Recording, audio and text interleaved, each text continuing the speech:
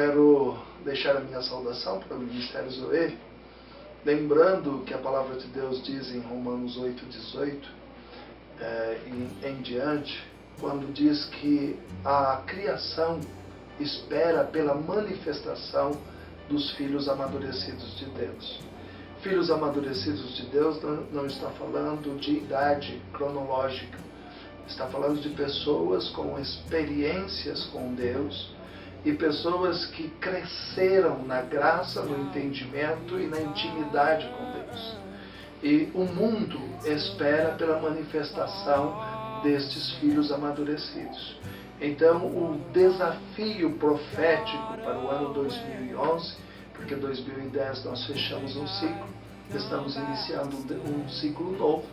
A primeira coisa que nós temos que nos lembrar é que a palavra diz que nós devemos esquecer as coisas que para trás ficam e devemos prosseguir em direção ao alvo da suprema vocação em Cristo Jesus.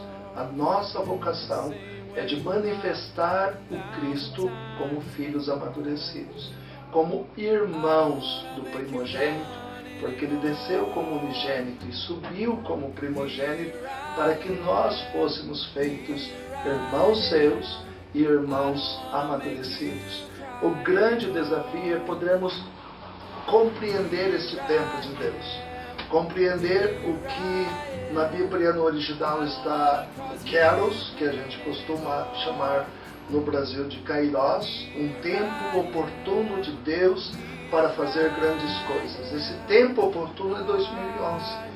Então estamos entrando no tempo oportuno de Deus, esquecendo e não fazendo menção do passado, mas olhando para a suprema vocação, alcançando a graça de sermos filhos amadurecidos, irmãos do primogênito e manifestando a graça dele em nós. Porque a Bíblia diz que nós somos espelhos resplandecentes da glória dele no meio de uma geração corrompida e perversa.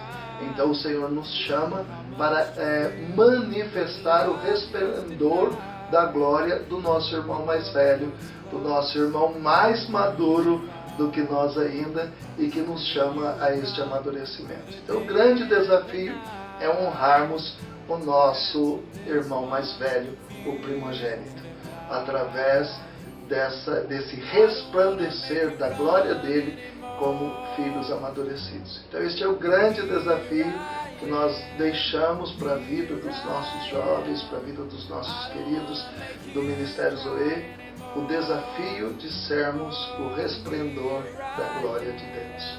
Porque Paulo ainda diz, há uma glória que há de se manifestar. Ele diz, eu tenho por certo que as aflições desse tempo presente, 2010 passamos aflições, eu penso que só o Zoe não passou. Mas todo mais passamos por aflições, mas está escrito, tenho por certo que as aflições deste tempo presente não são para comparar com a glória que em nós há de ser revelada, a glória do primogênito de Deus. O Zoe, ele, pelo que eu tenho observado dos seus componentes, né, tanto na liderança como do rebanho em si, eu tenho visto um elemento de fé no Zoe. Desde o menor até o maior, eu tenho visto isso, eu presencio isso. Mesmo nos momentos mais críticos, eu tenho visto passos de fé de gigante no meio do Zoe. Então eu posso falar aquilo que Davi vivia, que ele começou com um pequeno homem, destruindo um homem que aos olhos do exército de Israel era um gigante, mas Davi, na consistência dele de fé, ele estava destruindo um inimigo do povo de Deus. E o Zoe também tem essa visão de destruir gigantes, tantos os gigantes emocionais, da própria idade, das próprias dificuldades que enfrentam como idade, como adolescente, como também se fortalecendo num grupo, num todo e destruindo grandes exércitos, em nome do Senhor. Então esta é a sabedoria do Zoe. E esta é a palavra profética que eu tenho para o Zoe. Que se cumpra mesmo, literalmente, que o Zoe cresce, mas ele se fortalece e ele tem a sabedoria que vem do alto e tem a graça derramada. O Zoe é abraçado pela graça de Deus. Ele não só entende de graça, ele não só ouve falar de graça, mas ele é abraçado pela graça de Deus. Que Deus abençoe o Zoe, abençoe Rogério e Roberta, né? Peça fundamental no Zoe. O Rogério, eu sou suspeita para falar dele, ele é meu amigo, né? Eu gosto dele como amigo, não como pastor somente. A Roberta, a mãezona que o Zoe tem, e eu quero também agradecer a Deus pela vida deles, que eles continuem nessa disposição. Eu quero deixar para vocês Jeremias 31:3, que diz assim: há muito que o Senhor me apareceu dizendo, pois que com amor eterno te amei, e também com benignidade te atraí. Ainda te edificarei e serás edificada, ó Virgem de Israel. Ainda serás adornada com teus adufes e sairás com o coro dos que dançam. E eu quero deixar essa passagem, porque eu creio que o ano de 2011 é o ano que nós vamos ser atraídos pela bondade de Deus, pelo amor de Deus. Por isso, mergulhe nos rios de Deus e veja aquilo que Ele é capaz de fazer por você. Não aquilo que você pensa em fazer com os seus braços, com a sua força, mas aquilo que Ele realmente pode fazer na sua vida. O poder verdadeiro da transformação de Deus. Enquanto nós estávamos nos preparando para fazer esse vídeo, eu tive uma visão e eu vi uma bifurcação e uma multidão e algumas pessoas indecisas que caminho seguir. Um caminho muito largo e um caminho estreito. Vai ser um ano em que Deus vai realmente honrar aqueles que estiverem firmes, mas os que estiverem firmes ao mesmo tempo vão ser rejeitados. Então é um tempo em que vai haver uma bênção de Deus especial para os que estão firmes, mas antes que venha de vir essa bênção, vem um agitar de Deus, um lavar de Deus, e Deus vai mexer nas estruturas de muita gente, de muita igreja.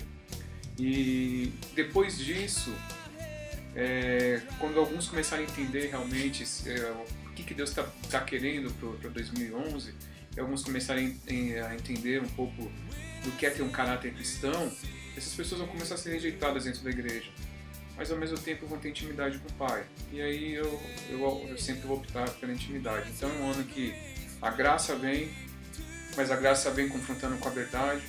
É um ano em que Deus vai trabalhar muito no caráter daqueles que realmente querem ser trabalhados, mas é um ano de bênçãos espirituais, é um ano de uma nova dimensão espiritual que Deus tem direcionado. E vai ser um ano em que as pessoas vão ser abençoadas. Eu não costumo muito falar sobre finanças, mas eu sempre falo muito sobre uma prosperidade financeira. Não só de tudo aquilo que a pessoa faz vai dar certo. A prosperidade, ela engloba isso também. Você é o melhor naquilo que você faz, onde você está, e você é feliz e consegue, e com o que você ganha você consegue administrar a sua vida. E de repente, se você ganha R$1.000, você é mais feliz e consegue viver melhor do que quem ganha R$15.000. Isso é um dos lados da prosperidade. Mas o que Deus tem falado é sobre uma riqueza que vai ser depositada nas mãos dos filhos de Deus esse ano, para que através dessas riquezas, nas mãos daqueles que foram trabalhados e tratados, o reino possa ser expandido. Então, tudo que nós fazemos espiritualmente e tudo que nós vivemos como ministros começa no mundo espiritual. Nós recebemos materialmente, mas é para investir no espiritual de novo. E com isso vem uma grande bênção sobre a igreja também. Deus está me falando agora que é o ano das artes atuarem com muita força. Isso Deus está me falando agora, e agora abriu uma janela profética. E eu vejo algumas portas sendo abertas onde alguns tentaram bater para pregar o evangelho e não conseguiram. E eu vejo algumas pessoas entrando dançando na frente começa a dançar na frente dessas portas e as portas se abrem. Algumas pessoas maquiadas como se estivesse atuando e as portas se abrem. Então Deus está falando que aonde o Evangelho não conseguiu entrar através de uma pregação mais tradicional, ele vai entrar através das artes esse ano. Vai ser um ano de resgate de muitos jovens e adolescentes, em que não vai ser uma conversão, não vai ser uma simples um enchimento de igreja, um crescimento de número só.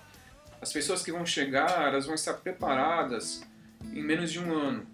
Então vai ser o tempo de acelerar, em que Deus vai estar acelerando um crescimento, um amadurecimento. E nós vamos ver pessoas com 6 meses de igreja atuando no profético, pessoas que começaram há pouco tempo na igreja, atropelando ministerialmente alguns que estão há 10 anos e não querendo fazer nada para Deus, porque é o tempo de Deus. Deus está falando que Ele cansou de esperar e uma geração vai atropelar outra. Não quer dizer que passou o tempo de uma geração, mas se elas vão começarem se elas vão aprender a trabalhar juntas, vai passar o tempo de uma e vem uma nova geração. Então é um tempo em que nós vamos ter que conciliar e aprender a lidar com o novo de Deus. E o novo de Deus vai chocar muitas vezes, porque Deus me falou e está me falando que vai levantar profetas de 10 anos que vão confrontar pastores com 30 anos de ministério. E esse é o tempo das crianças, dos adolescentes principalmente, e de alguns jovens. Então,